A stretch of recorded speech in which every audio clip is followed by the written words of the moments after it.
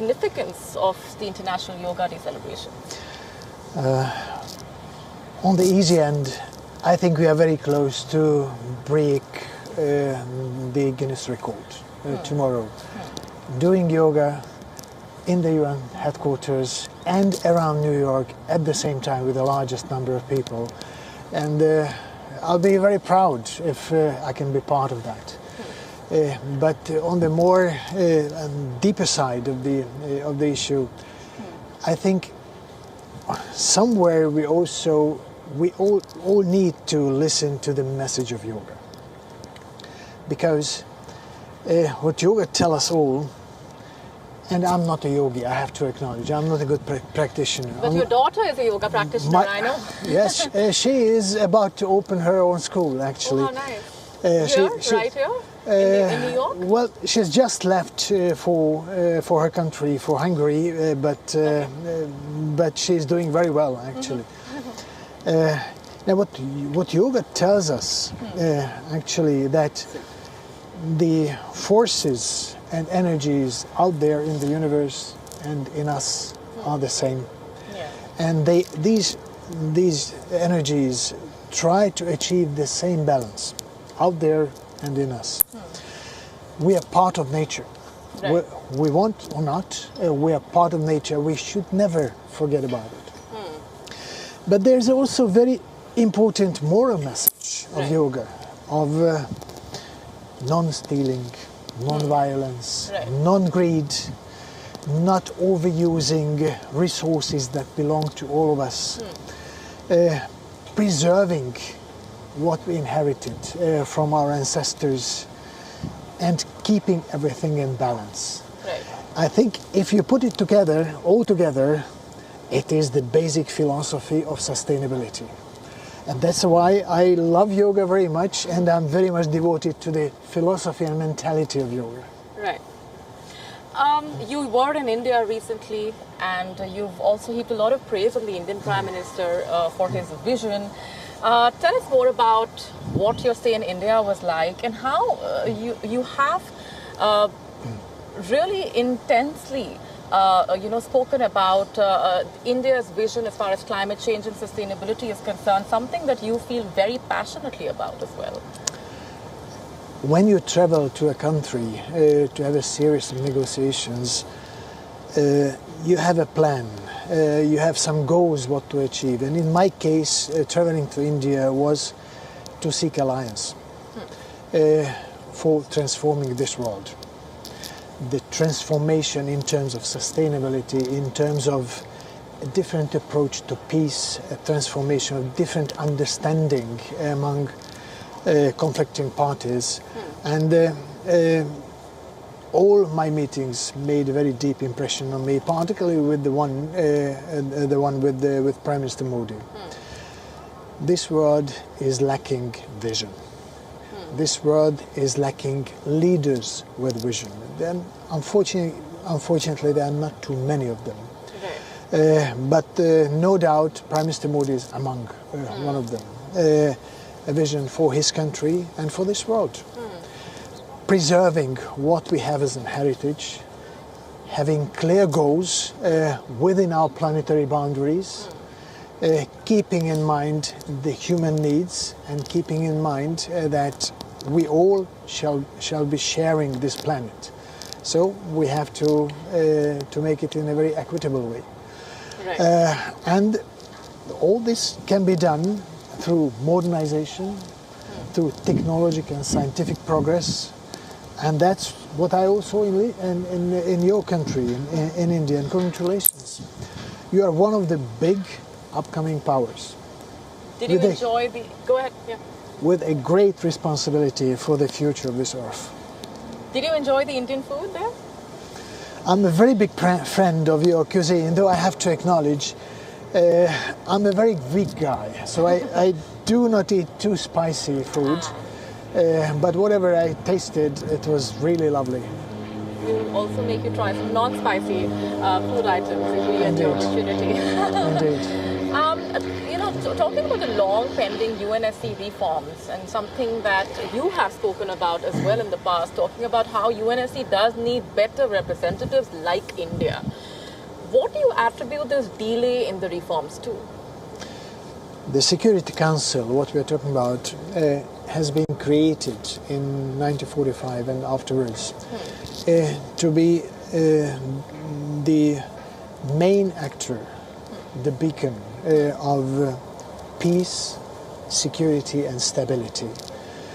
And the member states who delegate from their own ranks countries to serve on the Security Council, including the permanent 5 actually, member states expect the Security Council to deliver, to help creating peace and security in the world.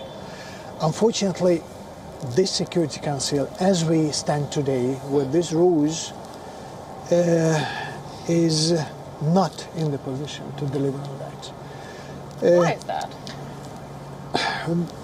In the concrete case today, in the midst of the war against Ukraine, the issue is very simple, because one of the permanent members of the Security Council who has veto right is the one who attacked its neighbor. Right.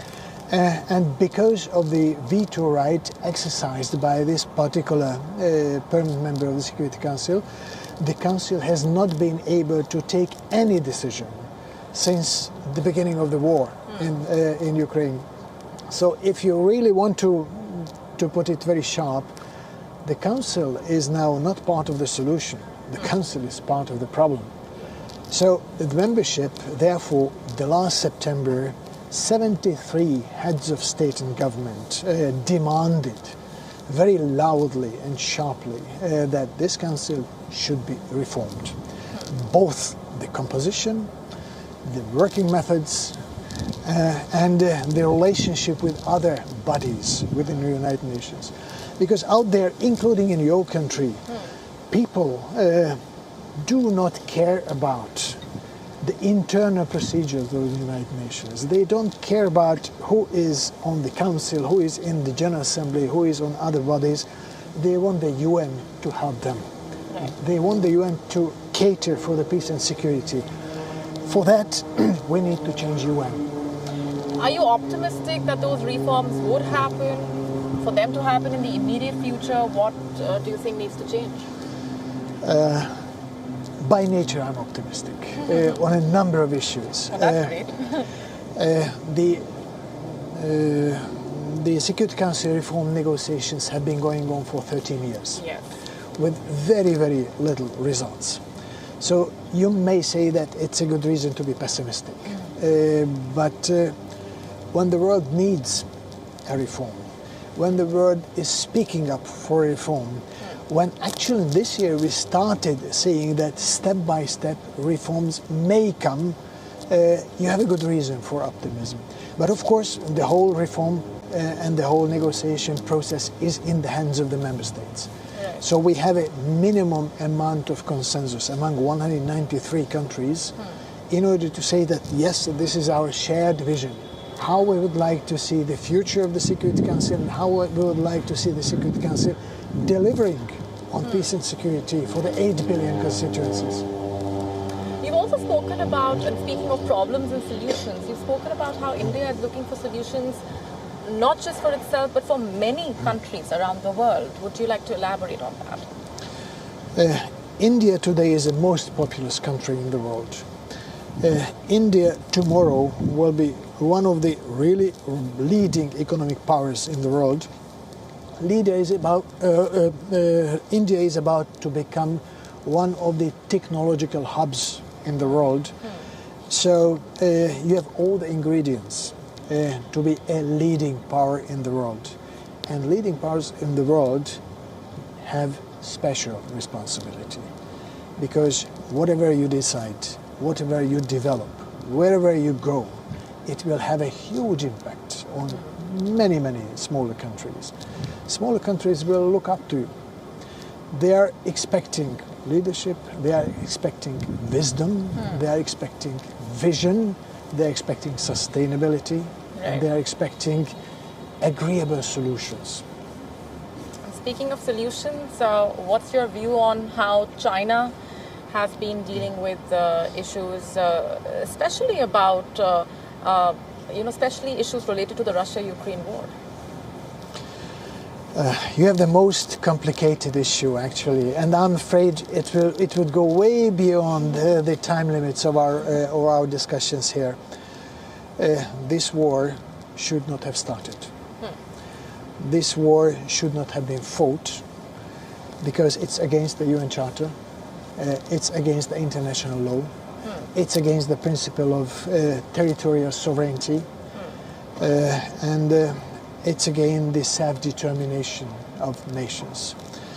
And unfortunately, one of the permanent members of the Security Council has launched this war against its neighbor. China is one of the two biggest powers now in the world. China is viewing herself as one of the superpowers. And the Ukrainian wars, in the Chinese perception, has many natures. One is, as I mentioned, the breach of the international law, the non-aggression and non-occupying the neighbor's territory, which China, as far as I see, they stick to this principle very, very strongly. They also stick to the principle of non-using nuclear weapons in conflict, despite the fact that a country may have a large arsenal of nuclear weapons. But China is also looking into this conflict from the point of view of geopolitical context. Right. If the United States and some European powers are siding with Ukraine, China may develop its relationship with Russia. But all in all, I think this war will put big question marks in front of all of us to be decided. How shall we be seeking peace? Because one day we understand all wars come to an end. And speaking of the war coming to an end, the United Nations has called for an immediate end to the war last year when the war started. And yet the war has dragged on for 16 months. Would you call this a failure of the United Nations? And if you were to just summarize why the United Nations has sees itself in this position at this point?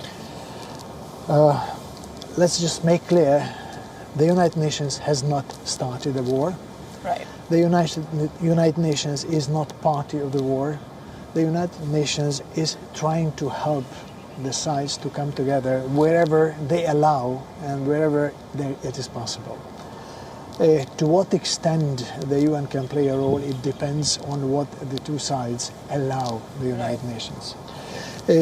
But on the deeper layer of your questions, whether or not UN is still relevant in the world, whether or not we need a UN, just for the sake of the game, intellectual game, let's imagine we remove the United Nations for a day from the picture. I think the next day we would immediately come together to think about what kind of United Nations we have to create. Right. Because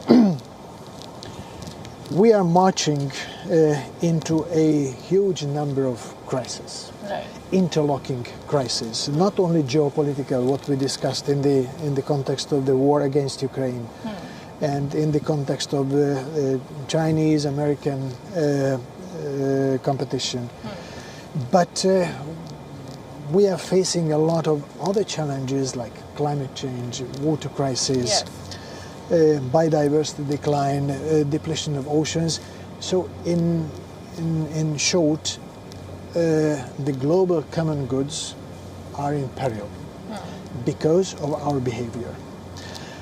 So the big problem is not only greed, which is, let me come back to the yoga, we should keep it in mind, but because we do not have a sufficient governance system of our global common goods. So if we think of further developing the United Nations, I'm absolutely sure that one dimension of the further development will be how to improve the global governance of those goods that we are using jointly and what we cannot address them on national basis only. What will happen to the atmosphere? What will happen to the oceans? Right. What will happen to the global biodiversity? What will happen to the hydrological cycle that is part of the global common goods? What will happen to pandemia? There are many viruses out there still. They're waiting for their hour. For this global governance, we have to improve our capability, and we have to learn how to work with each other. Right, and I believe that would be your response to those questioning the relevance of the United Nations in this day and age, and to those who point out that it is a body which is lost its purpose or is no longer required, and that aptly summarizes your response to that criticism as well. We definitely need the United Nations. We need a United Nations 2.0. Right. And that means reforming this United Nations, reforming the Security Council, reforming the General Assembly, and reforming some strategies, what we jointly embrace. We still don't have a jointly agreed strategy on water. We have some very good basic principles, what we ironed out during the March Water Conference here in the General Assembly. But we still need to further develop and implement joint strategies. Our shared future would depend on that. The issue of climate change, sustainability, is something that you have been passionately fighting for and pushing for as well. Is there a lack of consensus on part of several countries to actually implement what they commit, and the gap in terms of the pleasures of the countries and carrying through on those words of promise? Is that a lack of intention, you think, or is there more to it? Let us start with the good news. I think there is a shared understanding that we are in trouble. Yeah. There is an understanding that we are on the path of seeing a global warming around 3 Celsius by the end of this century, which is way beyond the danger level, what we could control and what we could counterbalance on the level of our societies. There is also a good understanding that if we want to stay in this sphere of safe operations, then this global warming should be kept below 2, but maybe not exceeding 1.5 Celsius. The bad news is that we are going to cross the 1.5, and as we go today, we may cross 2 Celsius as well. So there is no lack of understanding of that. To commit ourselves for each and every country of ours, it requires action. It requires investment, it requires change of policies, and I still don't see those change of policies happening in many countries. Some believe that it is lack of money, but I'm not entirely sure that this is a major problem. Most of our countries, most of our companies, most of our societies stick to the convenient way of life what we used to for decades, emitting as much as we can, because up there it's free. Is there a sense that countries are not taking this crisis or this warning seriously enough, that there is a sense. They're looking at it as a distant threat? That is my sense. Yes, indeed. And I would like to warn each and every country, each and every company, south and north, east and west, there is only one atmosphere. And wherever, whatever, who is the largest emitter, who is the smallest emitter, we all will feel the consequences. Csaba Korosi, thank you very much for being here and speaking to us, and we're looking forward to the International Yoga Day celebrations here as well. And we look forward to interacting with you, and it's been an absolute pleasure to also get a sense of where the struggle and the opportunities lie as far as the UNSC reforms are concerned and the relevance of the United Nations in today's day and age. Thanks very much. Thank you much for talking, for the opportunity to talking to you. It has been a great pleasure. Thank you so much. Thank you. Thank you. Thank you. WION now available in your country. Download the app now. Get all the updates on the move.